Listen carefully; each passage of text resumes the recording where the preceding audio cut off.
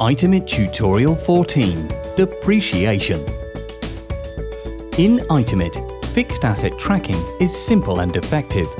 With itemit, you can track your asset's depreciation both individually and overall.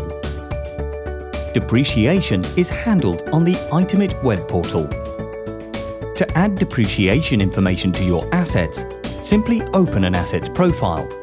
On the right-hand side, you can see Value. Press the plus next to Value. Then add the purchased price, purchase date, and effective lifetime.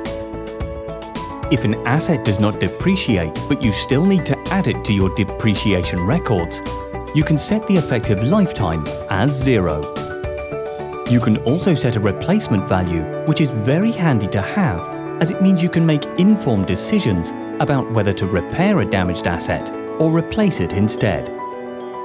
Once you've added your assets' values, you can view your portfolio of assets, their current values, and monthly depreciation entries in the Asset Value Report over on the Reports tab. This report is where you can view your total depreciation and your monthly depreciation. It's possible to view this historically too, by selecting the month, then selecting a previous month in the calendar. You can also add filters to this report if, for example, you only need to see the depreciation for the assets that are in a particular location. If needed, you can also export this report too. Simply click on Export and choose the relevant options. Depreciation and fixed asset management is made simple with itemit.